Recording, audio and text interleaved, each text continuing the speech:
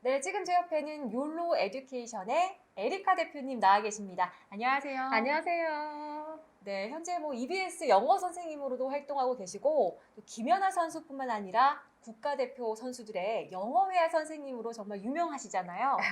네, 저도 자주 많이 뵀었습니다. 자, 욜로 에듀케이션 먼저 어느 회사인지 한번 소개 좀 해주세요. 네, 안녕하세요. 일단 다시 한번 인사를 드릴게요. 이렇게 코로나라 마스크를 끼고 이렇게 인사를 해서 조금 낯설긴 한데요. 네.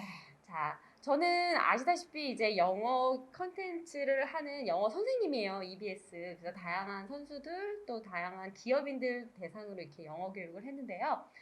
교육을 할 때마다 아쉬웠던 게 좀 젊은 아이일 때요. 좀 더 어린 아이에게 영어 교육을 하면 조금 더 네. 스폰지처럼 영어 교육이 제대로 더 잘 효율적으로 되지 않을까라는 고민이 있었어요. 그래서 그런 아이들을 대상으로 캐나다 영어 캠프, 캐나다 조기 유학, 또 캐나다 스쿨링 이렇게 소수 정예로 아이들을 위한 그런 컨텐츠 프로그램을 하고 있는 그런 회사를 가지고 있습니다. 바로 욜로 에듀케이션이라고 합니다.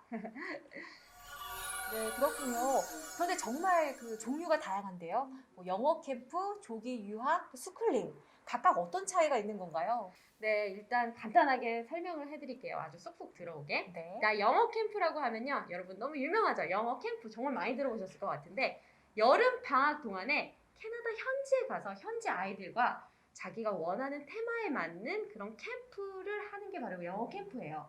예를 들어 과학 캠프가 있고요. 와. 과학을 좋아하는 사이언스 캠프가 있고 아트 캠프가 있고 뭐 댄스 액티브한 아이들은 뭐 치어리딩 댄스 캠프가 있어요. 아주 재미난 그런 테마로 이뤄진 여름 동안 아주 알차게 보낼 수 있는 게 바로 여름 캠프이고요.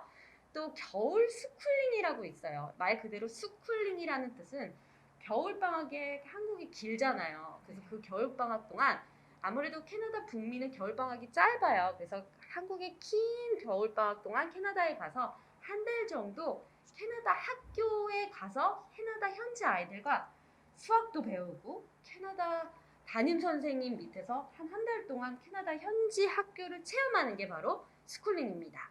그리고 마지막으로 조기 유학은 네. 초등학교나 중학교 때 이제 아이가 이 학교를 1년이나 2년 정도 캐나다 현지에서 다니는 걸 바로 조기 유학이라고 합니다. 네, 정말 귀에 쏙쏙 들어오게 설명을 잘 해주신 것 같아요. 이제는 이 차이점을 확실히 알 것 같습니다. 자, 그런데 각각마다 또 가야 할 시기가 있을 것 같은데요. 맞습니다. 일단은 영어 캠프라고 하면 시기도 그렇고 영어 레벨이 좀 중요할 것 같아요. 네. 영어 캠프는 아무래도 좀 다양한 테마, 이런 액티브한 엑서사이즈, 뭐 액티비티들이 많기 때문에 사실 저학년부터 참여가 가능해요. 그래서 7세부터 중학생까지 저는 추천을 하고 있고요. 네. 그리고 영어가 그렇게 뭐 아주 잘하지 않아도 영어 캠프는 얼마든지 적응할 수 있다고 말씀드릴 수 있을 것 같고요.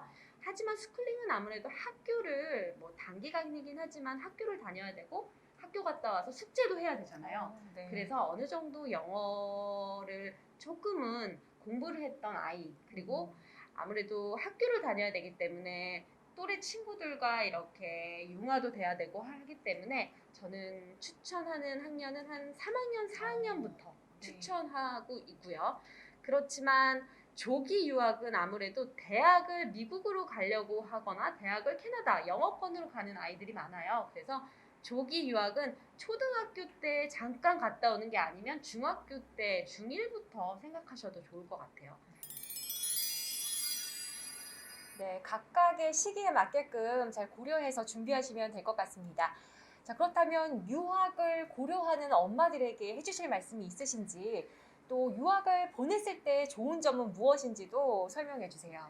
일단 사실 유학을 보내려고 하면 네.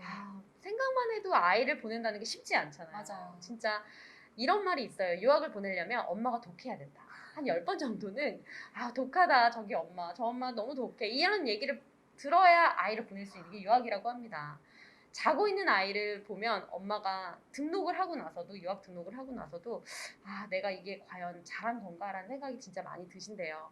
하지만 캐나다에 이렇게 많이 유학이 있는 이유는요. 분명히 거기에 이유가 있어요. 저도 캐나다에서 초등학교, 중학교, 고등학교, 대학교를 다 쭉 나와봤는데요.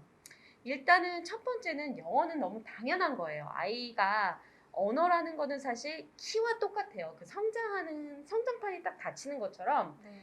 영어 또한 그 시기가 딱 있어요. 그래서 초등학교 때나 중학교 때 이제 조기학을 하게 되면 당연히 원어민 수준의 영어 실력을 열심히만 한다면 얼마든지 우리가 가져올 수 있을 것 같고요.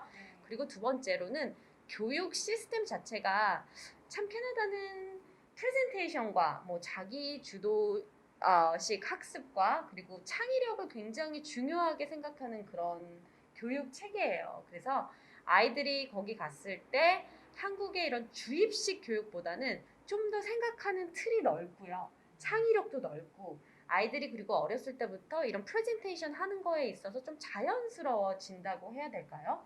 그런 자존감이 많이 커져서 오는 것 같아요. 아이들이.